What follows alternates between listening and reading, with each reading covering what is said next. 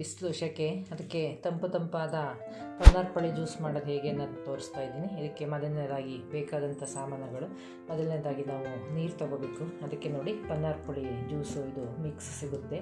ನಮ್ಮ ಈ ಮಲೆನಾಡು ಭಾಗ ಕೊಡಗಿನಲ್ಲಿ ಮತ್ತು ಅದೇ ಸುಳ್ಯ ಸಂಪಾಜಿ ಕಡೆ ಎಲ್ಲ ಇದು ಪನ್ನೀರ್ಪಳಿ ಅಂತ ಹೇಳಿ ಸಿಗುತ್ತೆ. ಇದು 1 ಲೀಟ್ರ್ ಕ್ಯಾನಲ್ಲಿರುತ್ತೆ. ಮತ್ತು ಇದಕ್ಕೆ ಸಕ್ಕರೆ, ಮತ್ತು ಅದಕ್ಕೆ ನಾನು ನೋಡಿ ಕಸ್ತೂರಿ ಬೀಜನ ನೆನೆಸ್ಬಿಟ್ಟು ಇಟ್ಟಿದ್ದೀನಿ. ಇದನ್ನು ಹಾಕಿ ಮಾಡೋದ್ರಿಂದ ತುಂಬ ತಂಪು ದೇಹಕ್ಕೆಲ್ಲ ತುಂಬ ಚೆನ್ನಾಗಿರುತ್ತೆ. ಈ ರೀತಿಯಾಗಿ ಜ್ಯೂಸು ಮನೇಲೇ ಮಾಡೋದು ಹೇಗೆ ಅನ್ನೋದನ್ನ ತೋರಿಸ್ಕೊಡ್ತೀನಿ ನೋಡಿ. ಮೊದಲನೇದಾಗಿ ನಾವು ನೀರು ಹಾಕಬೇಕು. ನೋಡಿ ನಾನೀಗ 2 ಲೋಟ ಮಾಡಲಿಕ್ಕೆ ಹಾಕ್ತಾಯಿದ್ದೀನಿ. ಅದಕ್ಕೀಗ ನೋಡಿ ಮೊದಲನೇದಾಗಿ ಅದೇ ರೀತಿ ನೋಡಿ ಇದಕ್ಕೆ ನಮಗೆ ಹುಳಿ ಅಂಶ ಎಷ್ಟು ಬೇಕು ಹಾಗೆ ನೋಡಿಬಿಟ್ಟು ಹೀಗೆ 1-2 ಸ್ಪೂನ್ ನಾವು ರಸನ ಜ್ಯೂಸ್ ಎಲ್ಲ ಮಾಡ್ತೀವಲ್ಲ ಫ್ರೆಂಡ್ಸ್, ಆ ರೀತಿಯಾಗಿ ಹಾಕಬೇಕು. ನೋಡಿ ಕಲರೆಲ್ಲ ಎಷ್ಟು ಚೆನ್ನಾಗಿ ಬರುತ್ತೆ. ಇದಕ್ಕೆ ನೋಡಿ ಹೀಗೆ ಸಕ್ಕರೆ, ನಿಮಗೆ ಸ್ವೀಟ್ದು ಎಷ್ಟು ಬೇಕಷ್ಟು. ನಾನು ಇದು ಸಕ್ಕರೆ ದಪ್ಪ ಇತ್ತು ಅಂದ್ಬಿಟ್ಟು ಪುಡಿ ಮಾಡಿಟ್ಟಿದ್ದೆ, ಅದನ್ನು ಯೂಸ್ ಮಾಡ್ತಾಯಿದ್ದೀನಿ. ಅದೇ ರೀತಿ ನೋಡಿ ಒಂದು ಸ್ಪೂನಷ್ಟು ನೋಡಿ ಕಸ್ತೂರಿ ಬೀಜನ ನೆನೆಸಿದ್ದೆ. ಇವನ್ನೆಲ್ಲವನ್ನು ಹಾಕಿ ಹೀಗೆ ಚೆನ್ನಾಗಿ ಮಿಕ್ಸ್ ಮಾಡಿ ನೋಡಿ ಕಲರೆಲ್ಲ ಹೇಗೆ ಬರ್ತಾಯಿದೆ ಅಂತ.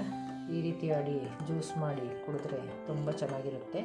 ಇದಕ್ಕೆ ನಿಮಗೆ ಸಕ್ಕರೆ ಎಲ್ಲ ಕಡಿಮೆ ಬೇಕು ಅನ್ನೋರು ಕಡಿಮೆ ಹಾಕಿ, ಇಲ್ಲ ಶುಗರ್ ಕಂಟೆಂಟ್ ಅಂಥವ್ರು ಇರೋರೆಲ್ಲ ಸಕ್ಕರೆ ಯೂಸ್ ಮಾಡ್ತೀವಿ. ಹಾಗೆ ಬೇಕಾದ್ರೆ ಬೆಲ್ಲನೂ ಸಹ ಯೂಸ್ ಮಾಡಿ. ನೋಡಿ ಕಲರೆಲ್ಲ ಎಷ್ಟು ಚೆನ್ನಾಗಾಯ್ತು.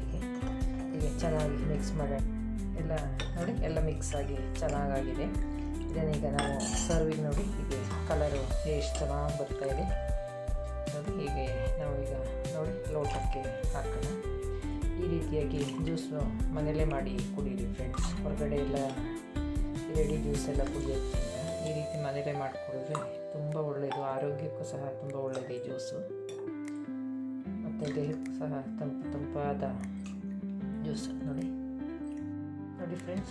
ರುಚಿಯಾದಂತಹ ಪನ್ನೀರ್ಪಳಿ ಜ್ಯೂಸು ರೆಡಿ ಆಯಿತು. ಈ ರೆಸಿಪಿ ಇಷ್ಟ ಆದರೆ ನೀವು ಸಹ ಒಮ್ಮೆ ಟ್ರೈ ಮಾಡಿ ನೋಡಿ. ನಿಮ್ಮ ಅಭಿಪ್ರಾಯ ಹೇಗೆ ಅನ್ನೋದನ್ನ ಕಮೆಂಟ್ ಬಾಕ್ಸಲ್ಲಿ ತಿಳಿಸ್ತಾ ಬನ್ನಿ. ಅದೇ ರೀತಿ ನನ್ನ ರೆಸಿಪಿನ ಶೇರ್ ಮಾಡಿ. ಅದೇ ರೀತಿ ನಮ್ಮ ಚಾನಲ್ಗೆ ಸಬ್ಸ್ಕ್ರೈಬ್ ಮಾಡೋದನ್ನ ಮರಿಬೇಡಿ. Thank you friends.